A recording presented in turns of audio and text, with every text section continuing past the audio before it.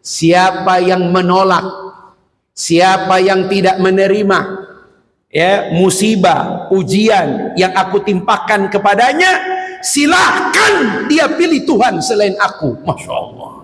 Tanda iman yang paling tinggi itu adalah kau ridho dengan apa yang Allah tetapkan padamu. Masya Allah. Inilah rahasia kenapa Nabi itu pagi sore tidak absen membaca kalimat ini. Raditu billahi robba wa bil islami wa bi Muhammadin nabiyya. Kenapa itu kita ucapkan? Karena itu statement kita, janji kita. Aku ridho Allah Tuhanku, aku ridho Islam agamaku, aku ridho apa? Muhammad nabiku. Itulah kenapa amal seberat apapun, amal seberat apapun bisa kamu kerjakan kalau kamu ada kerelaan. Dan tanda orang rela pertama, dia sabar menerima apapun perintah dari Allah. Dia sabar menerima, melaksanakan apapun perintah dari Allah. Kita tidak temukan sepak terjang Ismail apa? Enggak. Ya, yang kita temukan adalah Ismail di kepala kita. Coba, kalau sebut Ismail apa yang kita ingat? Kalau disebut Ismail apa yang kita ingat selain kurban?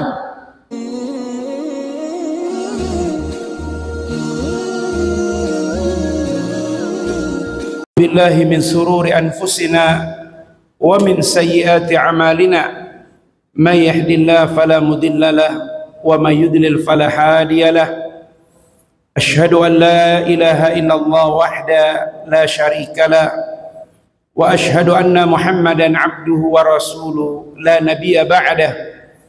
Allahumma fassalli wa sallim wa barik ala Muhammad wa ala alihi wa ashabihi wa ansarihi wa junudihi wa man tamassaka bis sunnatihi wa man da'a bi da'watihi wa man jahada fi sabilihi wa man tabi'ahum bi ihsan ila yaumil qiyamah wa ba'd. Faqala ta'ala ya ayyuhalladzina amanu taqullaha haqqa tuqatih wa la tamutunna illa wa antum muslimun. Wa qala ta'ala ya ayyuhalladzina amanu taqullaha wa kunu ma'as shadiqin. Jamaah kaum muslimin, salat zuhur yang dicintai Allah, pengurus DKM masjid, keluarga besar Angkasa Pura, tidak lagi dua, tidak lagi satu. Mudah-mudahan lancar prosesnya. Amin. Ini Senin terakhir.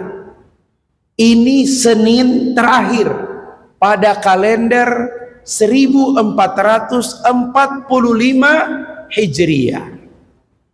Hari Ahad depan 7 Juli bertepatan 1 Muharram 1446 Hijriah. Alhamdulillah seluruh rangkaian amal kita pada kalender 1445 Hijriah sudah bisa kita tunaikan. Kalau kita urut mulai dari puasa Asyura awal 1445 Hijriah, puasa Ramadan, puasa Syawal, puncaknya puasa Arafah, dan ditutup dengan Yaumun Nahar, hari berkurban. Saudara-saudara kita tahun ini yang pergi haji, sebagian sudah kembali ke tanah air, sebagian menantikan jadwal kepulangan ke tanah air. Semoga seluruh rangkaian ibadah pada tahun 1445 Hijriah bisa kita rawat, bisa kita pelihara. Syukur-syukur di tahun 1446 Hijriah akan jauh lebih baik darinya. Amin ya rabbal alamin. Apalagi bangsa kita saat ini teristimewa, hari ini adalah hari di mana saudara-saudara kita merayakan HUT Bayangkara. HUT Bayangkara 2024 mengusung tema Polri Presisi mendukung percepatan transformasi yang inklusif dan berkelanjutan menuju Indonesia emas. Selamat ulang tahun Bapak-bapak polisi. Mudah-mudahan insyaallah lebih dekat ke masjid Pak. Masya Allah. Jangan lupa Pak, lebih banyak berinfak Pak. Masya Allah. Saya doakan yang lebih banyak ke masjid, lebih banyak berinfak, karirnya makin baik, istrinya makin sabar, ya Masya Allah. Ya, dan anak-anaknya mudah-mudahan menjadi anak-anak yang soleh dan solehah. Ya. Jamaah sekalian yang dicintai Allah, salah satu yang bisa merawat amal itu bisa berjalan terus-menerus adalah ketika amal itu kita lakukan dengan dasar kerelaan. Rela itu dalam kamus itu bahasa bumi. Kalau dalam bahasa langit ridho. Ridho datangnya dari Allah. Manusia dia rela apa yang Allah berikan kepadanya. Hari ini bangsa kita tertimpa musibah yang sangat besar, yaitu judi online.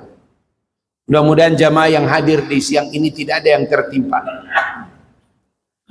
Sebagian besar orang-orang yang tertimpa judi online mengatakan, Ustadz, jangan cuma khutbah, jangan cuma ceramah. Apa solusinya? Kami ini masalahnya periuk, kami ini masalahnya perut. Rasa-rasanya kalau bilang susah, dari dulu orang susah sudah banyak Pak. Dan anehnya, manusia paling susah hari ini adalah bangsa Palestina. Tetapi tidak ditemukan satupun di Palestina judi online. Coba Pak, tidak ditemukan satupun judi online. Dari data yang dikeluarkan, Jawa Barat nomor 1. Ini nggak enak nih, imam kita dari Sukabumi. Tapi Sukabumi nggak masuk daftar, justru Bogor. Kota Bogor itu urutannya nomor 2. Masya Allah. Berikutnya Depok. Tapi Bogor, Depok kalah dengan Tangerang. Masya Allah. Kita berada di mana? Kita berada di mana?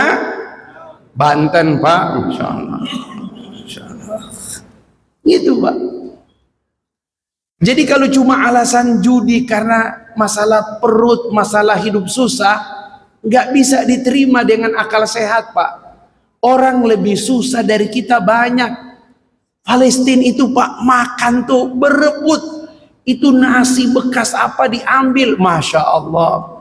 Tapi mereka tidak punya itu yang namanya berpikir judi online. Pertanyaannya Ustadz, apa yang membuat mereka begitu? Ada satu. Kalau bahasa dalam kitab-kitab disebut do'ful iman, lemahnya iman. Bapak-bapak coba review kembali. Ada berapa rukun iman? Ada berapa rukun iman? Jangan lihat jari Ustadz ini. 6. Kalau yang 5 ini yang sudah sering dibahas oleh Ustadz-Ustadz. Amantu billahi wa malaikatihi wa kutubihi ya wa rusulihi wa bil yaumil akhir. Ini sudah banyak dibahas. Beriman, percaya pada Allah, percaya malaikat, percaya kitab-kitab, percaya rasul, percaya hari kiamat, percaya. Tapi yang jarang dibahas adalah beriman kepada ketetapan Allah, takdir Allah. Ada orang sulit menerima. Ini termasuk pegawai angkasa pura. Ini siap-siap. Nggak usah bilang, wah ini maunya si menteri itu. Nggak usah Pak. Qadha, ada menteri itu atau tidak. Kalau qadha itu sudah datang padamu, itu bukan karena menteri itu. Nggak ada kaitannya. Ustadz kayak ngebelain menterinya, bukan gimana-mana, kakaknya itu teman Ustadz. Ya, jadi ada yang namanya qadha. Makanya kenapa kalau orang meninggal salah satu ucapan itu adalah qadarullah wa masya'a. Itulah ketetapan Allah dan kehendaknya. Sekali lagi bapak-bapak sekalian, beriman kepada qada, ketetapan itu dasarnya cuma satu, apa? Rela. Lihat hadisnya Imam At-Tabrani, apa kata beliau? Lihat ini redaksinya. Siapa yang menolak, siapa yang tidak menerima ya musibah, ujian yang aku timpakan kepadanya, silahkan dia pilih Tuhan selain aku. Masya Allah. Silahkan dia cari Tuhan selain aku. Mau cari di mana, Pak? Itu berarti salah satu yang membuat kita bisa bertahan satu amal itu adalah kerelaan. Sekarang saya tanya sama bapak-bapak, apa yang membuat bapak bisa bertahan dengan orang rumah sampai hari ini? Kira-kira apa? Terpaksa, rela, atau takut? Pilih mana? Ya, kira-kira kalau jawaban 1 sampai 5, bapak menilai istri itu, apakah istri kita masuk penilaian kita rela hidup dengan dia atau kita terpaksa hidup dengan dia? Waktu awal menikah jawabannya rela. Kalau sekarang, Masya Allah. Ya, sekarang bukan rela, Pak. Rela, aku Ada ungkapan yang lebih pas sebenarnya, Pak. Mari, Pak. Ini serius sedikit ini, Pak. Soalnya ini materinya materi kiai. Kata para kiai, tanda iman yang paling tinggi itu adalah kau ridho dengan apa yang Allah tetapkan padamu. Masya Allah. Inilah rahasia kenapa Nabi itu pagi sore tidak absen membaca kalimat ini. Raditu billahi robba wa bil islami wa bi Muhammadin nabiyya. Kenapa itu kita ucapkan? Karena itu statement kita, janji kita. Aku ridho Allah Tuhanku, aku ridho Islam agamaku, aku ridho apa? Muhammad nabiku. Itulah sebabnya ketika kita sudah mengucapkan itu, maka kita harus menerima dengan kerelaan. Semua orang yang beragama dalam istilah fikih disebut mukallaf. Kenapa disebut mukallaf? Karena dia memikul beban. Pak, karena dia memikul beban. Bapak bisa zuhur mengisi saf pertama tiap hari, Senin mulai hari ini. Senin, Selasa, Rabu, Kamis, Jumat, Pak ya. Ini 5 hari terakhir di tahun 1444 Hijriah, Pak. Itu beban, Pak. Taklif. Dan beban itu hanya bisa dipikul oleh orang yang punya kerelaan. Coba ambil contoh orang yang paling rela dalam hidup. Ibu tuh manusia paling rela dalam hidup. Bahkan ada yang mengatakan orang yang paling banyak berbohong itu ibu. Orang yang paling banyak berbohong itu ibu. Kenapa? Setiap kali anaknya tanya, Mama nggak suka daging, kenapa cuma makan ikan? Mama nggak suka, Nak, kamu makan daging. Bayangkan, berbohong, dia rela tidak cicip daging, yang penting anaknya yang makan daging. Mama udah ngantuk-ngantuk, tidur atuh enggak, Mama enggak ngantuk. Kenapa? Dia rela tunda tidurnya karena anaknya lagi sakit. Itulah sebabnya bapak-bapak sekalian, nanti kita akan lihat ini korelasi. Orang yang rela itu pasti akan muncul sifat-sifat baik pada dirinya. Nanti kita lihat. Di antara sifat-sifat yang paling menonjol pada orang yang rela terhadap apapun yang menimpahnya adalah semua orang yang rela pasti punya sifat sabar. Saya ulangi, semua orang yang rela itu pasti punya sifat sabar. Karena orang yang rela tidak mungkin tidak bersabar. Gitu, Pak.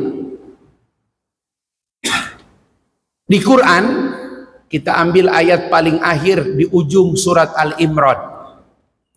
Ayat ini spesial, kata para ulama tasawuf, ayat ini spesial karena tidak ada perbuatan baik yang diperintah oleh Allah dalam Quran seperti sabar.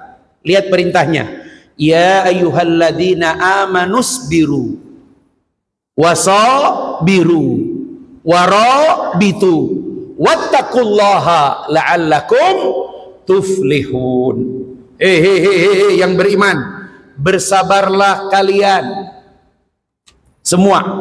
Yang kedua, yang sudah di saf pertama nih, yang sudah di saf pertama, yang tidak ketinggalan, yang jarang masbuk, jarang ketinggalan bacaan Quran, jarang ketinggalan tahajud, jarang ketinggalan duha, jarang ketinggalan infak. Apa kata Allah? Wasbiru, kuatkan kesabaran kalian dengan amal-amal itu. Untuk bisa, Pak, coba besok latihan, zuhur besok dapat saf pertama. Saya selalu lihat biasanya seragam-seragam itu di sini, sekarang di belakang. Masya Allah.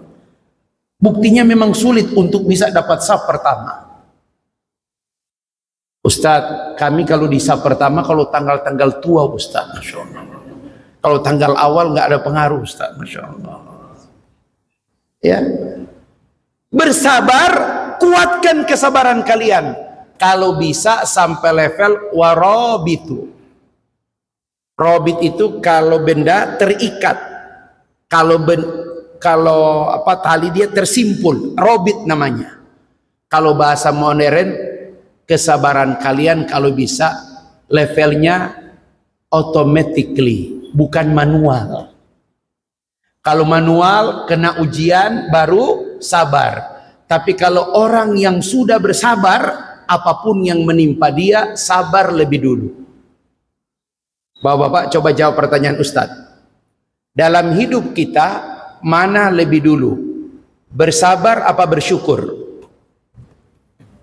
Yang bilang bersabar angkat tangan. Mana lebih dulu? Bersabar apa bersyukur? Sabar. Biasanya ada masalah keluarga itu, ketahuan ya.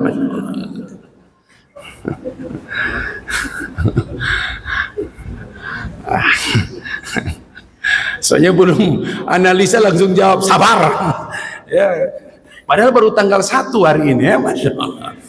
Bagaimana nggak mau bersabar Ustaz? Tanggal 1 udah habis Ustaz, Masya Allah. Bulan Juli tanggal 1 tuh nggak kelihatan. Kenapa? Udah habis bayar uang sekolah anak-anak, pendaftaran ulang, Masya Allah. Ya, tadi pagi itu saya telepon Pak Kholik dari jam 5 ngantar anak. Ya, saya baru tahu kalau di Qatar ada bandara Doha, ternyata di Indonesia ada namanya Doho, Kediri ternyata, Masya Allah. Karena kalau mau ngantar anak ke Pare itu kecamatan di Kediri, itu sekarang ada pesawat langsung ke sana. Bandaranya wow, bersih, rapi, wah, ya. Pesawatnya baru 3 kali, yang dari Jakarta, Senin, Rebo, Jumat, Citylink, Selasa, Kamis, Sabtu ke timur, Doho, Balikpapan, Doha. Itu super airjet, dan ternyata memang penuh. Sampai pramugari itu bilang, Pak, kami kagum ini dengan di sini. Bandara baru, walaupun baru 3 kali, tapi penumpangnya selalu di atas 150 orang. Ya, pesawatnya kapasitas 180, terisi di atas 150. Luar biasa, Pak. Ya, ngantar anak ke Kediri. Namanya ngantar anak tuh udah tahu kan, Pak, ininya, itunya. Ya, bayangkan Ustadz model begini masih dibilang sama emaknya, ayah, cari kasur tuh buat anak. Suruh cari kasur. Dalam hati saya, apa nggak bisa kalian cari kasur sendiri di sana? Kata emaknya, kasur di sini itu ditidur langsung sejajar dengan lantai, ayah. Itu kalau 6 tahun dia di pondok, apa nggak masuk dingin itu? Seperti itu. Jadi suruh cari kasur, katanya di Tangerang banyak itu. Cari yang kasurnya itu yang si ortopedi. Ya, walaupun ukurannya sama, tapi busanya itu keras supaya dia 6 tahun di pondok, karena memang pondok tuh kalau modern dia sudah punya ranjang. Kalau pondoknya model kayak Gontor, walaupun usianya sudah 100 tahun Pak, tetap aja yang namanya mondok tidur kasur di lantai. Dan memang Gontor itu khas Pak, tidak boleh curang dalam bab tidur. Kalau belum waktu tidur tidak boleh tidur. Kalau sudah waktu bangun tidak juga boleh tidur. Tidurnya seragam, sarapannya seragam, belajarnya seragam. Itu pondok yang paling susah, terlalu beratur. Kalau lagi kegiatan nggak boleh kamu masuk kamar, karena kamarnya dikunci. Kalau lagi ada lomba nggak boleh kamu belajar pegang buku, curang kamu berarti. Harus begitu Pak. Karena dianggap kegiatan lomba, kemudian piket, dapur, kasir itu bagian dari pelajaran. Begitu prinsip di Gontor. Jadi sekali lagi Bapak-bapak, bersabar itu penting. Nah sekarang mari ke sini Pak, biar kita lebih serius. Apa lawan dari sabar? Apa lawan dari sabar? Ini agak susah ini kalau tanggal muda begini, kalau sudah berpikir harusnya nggak begini. Apa lawan dari sabar?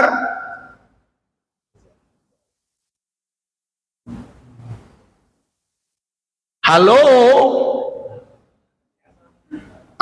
Mudah marah. Itu lawan sabar, mudah marah. Temperamen. Kalau orang Tangerang bilang sumbu pendek Ustaz. Tahu sumbu pendek? Pasang petasan kalau sumbu pendek, pasang tung. Nah itu dia. Itu sumbu pendek. Kalau sumbunya panjang, dipasang masih jalan kan itu ya.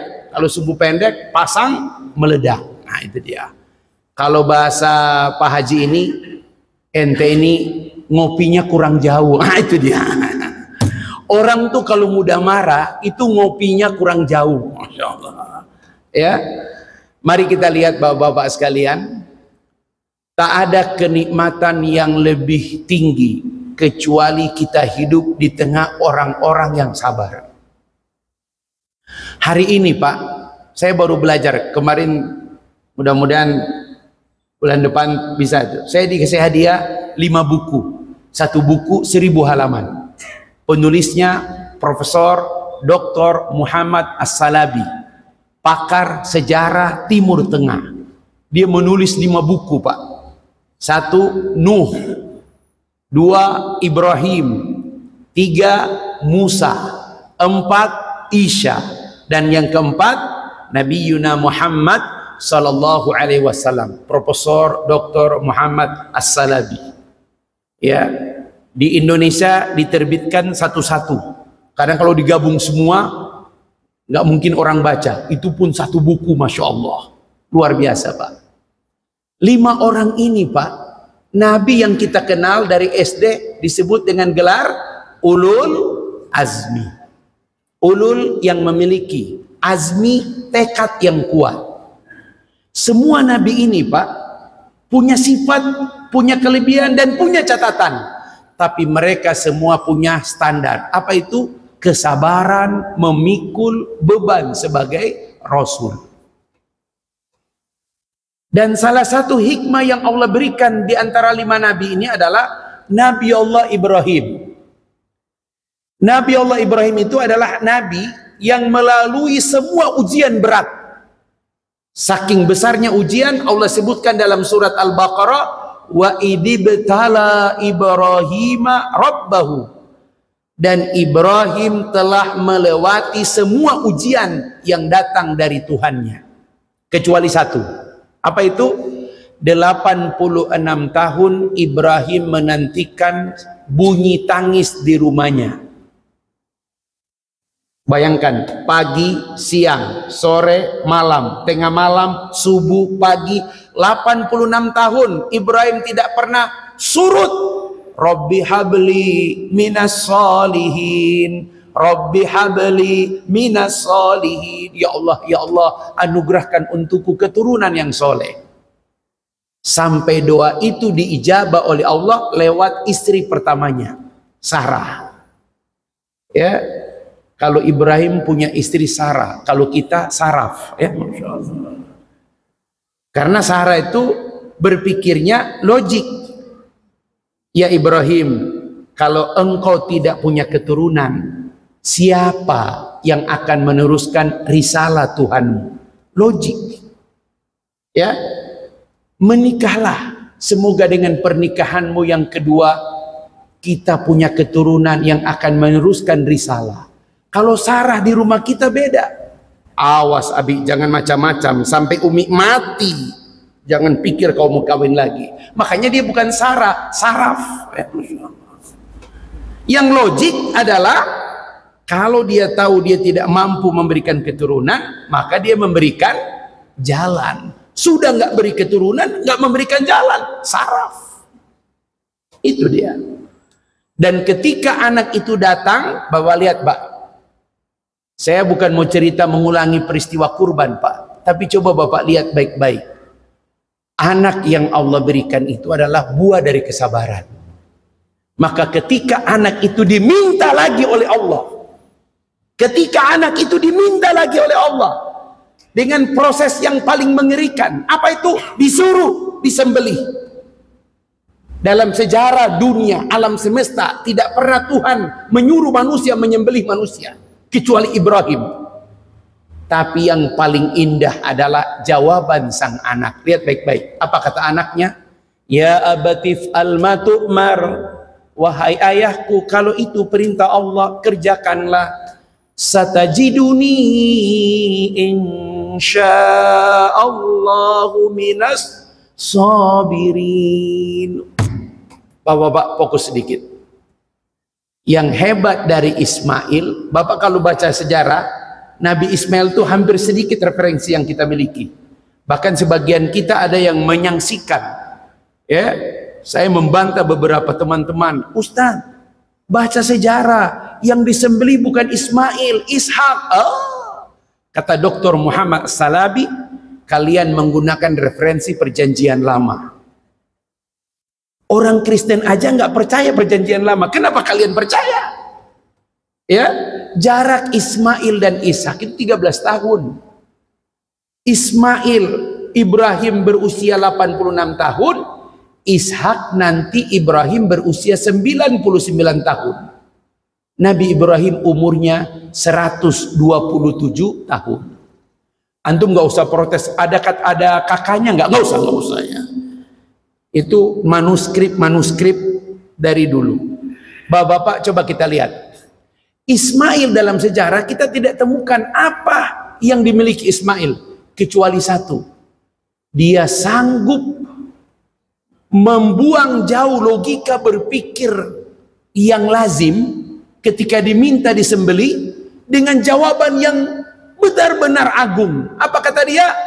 Ayahku, kerjakan itu perintah Allah, mudah-mudahan engkau mendapatiku termasuk orang-orang yang sabar. Itulah kenapa amal seberat apapun, amal seberat apapun bisa kamu kerjakan kalau kamu ada kerelaan. Dan tanda orang rela pertama, dia sabar menerima apapun perintah dari Allah. Dia sabar menerima, melaksanakan apapun perintah dari Allah. Kita tidak temukan sepak terjang Ismail apa? Enggak. Ya, yang kita temukan adalah Ismail di kepala kita. Coba, kalau sebut Ismail apa yang kita ingat? Kalau disebut Ismail apa yang kita ingat selain kurban? Tempat yang kita impikan sholat di tempatnya. Nama tempatnya Hijr Ismail. Hijr nama ibunya, Ismail nama anaknya. Yang kata Nabi, orang yang sholat di Hijr Ismail sama dengan sholat di dalam Ka'bah. Karena Hijr Ismail bagian daripada Ka'bah. Selain itu jarang kita temukan apa sepak terjang Ismail. Tetapi Allah menyebutkan dia orang-orang yang sabar. Pak, coba lihat baik-baik Pak. Tidak ada perintah. Kalau Ismail hidup di zaman sekarang Pak, ketika ayahnya ngomong gitu, logika paling normal akan berkata, ayah kan sudah tua, gimana kalau ayah duluan dikorbankan? Itu logika yang lurus. Tapi Ismail berkata, kerjakan ayah kalau itu perintah Allah. Mudah-mudahan dengan izin Allah engkau mendapatiku termasuk orang-orang yang sabar. Ini yang mahal hari ini. Saya ulang-ulang kalimat ini. Mohon maaf, saya ulang-ulang kalimat ini. Cari anak sarjana S1, S2, S3 banyak. Cari anak yang sukses jadi pengusaha, bangun rumah untuk orang tua, umroh hajikan banyak. Cari anak yang hafal Quran banyak. Cari anak yang lulusan luar negeri banyak. Tapi cari anak yang sabar. Mahal. Pak, Bapak pulang dari sini, coba anak lagi pegang HP, coba Bapak tegur. Dek, lengket amat sih dengan HP. Apa sih yang dibaca? Apa sih yang dilihat? Apa jawaban dia? Bukan jawaban Ismail, Pak. Apa kata dia? Ih, ayah mah kepo amat. Ayah kepo amat. Padahal dia masih numpang di rumah kita. Dia masih makan dari gaji kita. Tidur di kasur kita. Itu omongnya gitu. Apa kita nggak kecewa? Makanya mohon maaf Pak. Bapak kalau nanti memang agak repot. Kalau yang sekarang agak repot. Coba nanti kalau Bapak punya yang baru. Kan untuk menentukan mana bagus harus ada perbandingan. Coba Bapak kalau punya yang baru, Bapak nggak usah ngajarin dia bab yang lain. Bapak ngajarin yang baru, coba Mama, Papa cuma minta satu deh. Apa? Ajarin anak punya adab dan bersabar. Itu aja Pak. Hari ini anak pintar ya Allah. Bapak kalau searching di Google masih ada peristiwa itu Pak.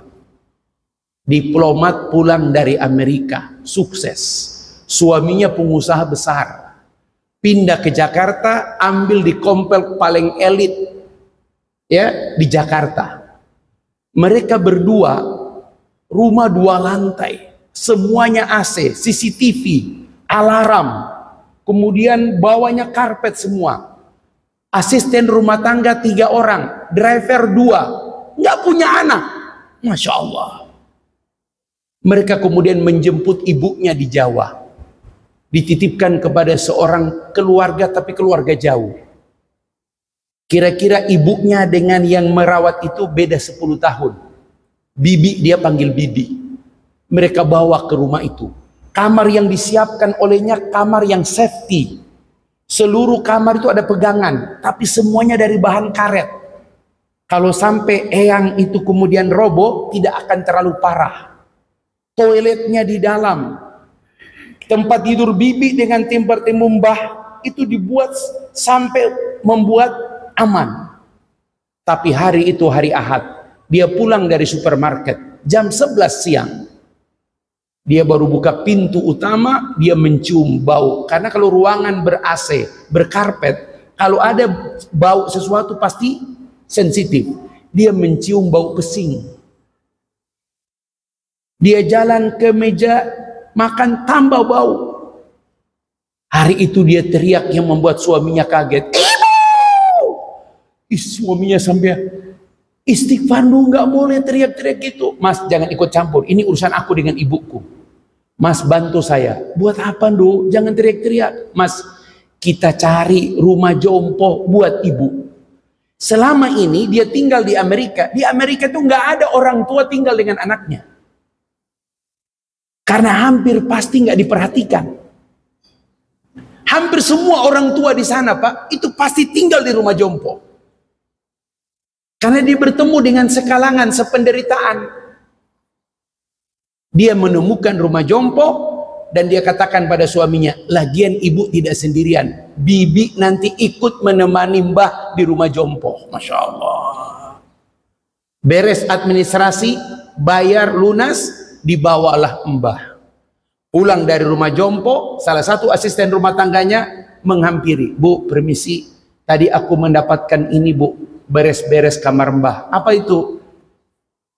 Foto anak kecil yang digendong oleh seorang ibu. Dia lihat foto itu mirip sekali dengannya. Dan di belakang foto itu ada tulisan, "Du, ibu sayang kamu, Du." Jatuh air matanya di foto itu. Dia teriak lagi, "Mas!" Suaminya kaget, "Ada apa?" "Mas, ibu, mas, ibu, ada apa ibu?" Jemput lagi ibu. Waktu pertama dia bawa ibunya ke rumah jompo, logika, akal sehat yang berini. Tapi ketika hatinya tersentuh, dia menyesal. Dia minta suaminya jemput lagi ibu. Ketika mereka udah mulai mobil, HP berbunyi. Ternyata dari rumah jompo. Bu, ini kami dari rumah jompo. Iya, boleh ibu ke sini. Kenapa? Tadi mbak agak drop, kami takut, kami bawa dia ke rumah sakit. Kebetulan rumah jompo dengan rumah sakit bersampingan. Sampai di rumah sakit, di UGD tidak ditemukan mbah. Makin panik dia. Dia pastikan dokter jaga siapa di sini. Ini nama ini ada nggak? Oh tadi dokter ambil kesimpulan pindah ke ICU. Masya Allah. Jaraknya lumayan. Dia berusaha sampai lari. Ya, dia menembus ICU itu. Puncaknya dia cuma bisa memegang tangan ibunya yang sudah dingin dan kaku. Ibu! Wassalam. Kata orang Melayu, menyesal kemudian tiada berguna. Pak, orang tua itu Pak, mohon maaf ini Pak, coba lihat Pak. Salah satu bisa kita merawat orang tua itu kalau kita punya kesabaran. Kenapa di Quran itu, coba lihat surat 17 ayat 23-24. Allah katakan gini, lihat redaksinya. Imma yablughanna indakal kibara, kalau sampai orang tuamu berusia lanjut, langsung Allah gunakan kaidah-kaidah. Satu, fala taqul lahum uf, jangan sampai di antara kalian anak-anak berkata ah. Kenapa? Tersinggung nanti dia. Wala tanharuhuma, apalagi jangan membentak keduanya. Kalaupun ada cuma yang ketiga. Wa qul lahuma qaulan karima, cuma boleh bicara dengan kata-kata yang mulia. Pertanyaan Ustadz, kenapa kami tidak boleh bilang ah kalau orang tua dulu? Dulu nak, kau jatuhkan bubur dengan isinya nak, pecah, ibumu nggak teriak nak, dia senyum, yang dia peluk pertama kamu nak. Dia nggak peduli berantakan itu karpet, berantakan itu ini. Kau ketika dia lagi memelukmu, dia nggak peduli nak, nggak ada perasaan sedikit pun. Dia jijik denganmu nak. Dia angkat sambil cium, dibawa kamu ke kamar mandi, dibersihkan, bahkan dia pakai air hangat. Kenapa? Karena dia membesarkanmu dengan kasih sayang. Beda ketika dia sudah tua. Betul ungkapan orang-orang, seorang ibu bisa merawat membesarkan 10 orang anak. Tapi 10 orang anak sukses, bos angkasa pura, ya, karantina, ya begitu, Polda, Polres, 10 orang anaknya belum tentu bisa merawat 1 orang ibu di hari tua. Sekali lagi, sebuah amal itu hanya bisa terawat lama kalau ada kerelaan, dan tanda kerelaan itu adalah bersabar dengan amal itu sendiri. Oleh karena itu jamaah sekalian, 1445 Hijriah akan berakhir. Kita bersyukur ada banyak amal. Kita bersyukur, ya Allah, tambahkan ya Allah, tatimus sholihat, sempurnakan kesolehan-kesolehan yang sudah kami raih selama periode 1445 Hijriah. Hari Ahad 7 Juli sudah masuk tahun baru Islam, kalender 1446 Hijriah.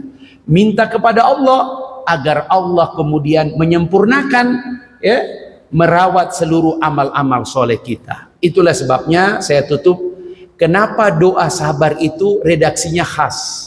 Coba buka Al-Baqarah 250. Inilah doa yang dibaca oleh Talut, Nabi Daud dan pasukannya menghadapi Jalut. Lihat redaksi doanya. Apa doanya? Sudah hafal ini. Rabbana afrik alaina sabaran. Lihat baik-baik redaksinya. Rabbana, ya Tuhan kami, afrik alaina, bukan sabar yang diminta lebih dulu. Kosongkan dada kami. Gak mungkin Anda sabar Kalau dada Anda itu didominasi logika. Anak yang mengurus orang tua pakai logika, dia tidak akan sabar. Istri yang mengurus suami pakai logika, dia tidak akan kuat mengurus suaminya. Makanya doanya, afrik alaina sabran, kosongkan dada kami ya Allah, dan kau isilah dengan kesabaran. Masya Allah. Sabar itu Pak, saat kau bisa menerima kekurangan orang lain, saat kau bisa memahami kekurangan orang lain. Bapak-bapak, mohon maaf, bukan saya kritik.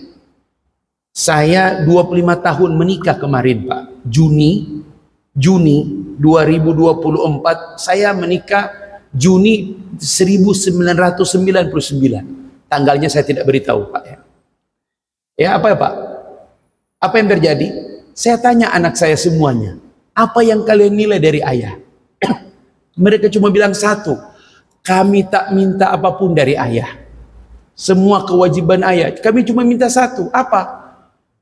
Kami lihat ayah makin kesini, semakin tidak suka marah pada kami. Allah. Bapak, walaupun Bapak bangun apartemen 10 tingkat, spring bed 45 AC, uang belanja tiap bulan 80 juta Pak. Tapi kalau sekali Bapak marah, semua kebaikan Bapak hilang. Coba di rumah Pak, buang jauh-jauh itu marah. Bukankah seorang sahabat 3 kali dia maksa berjumpa dengan Nabi?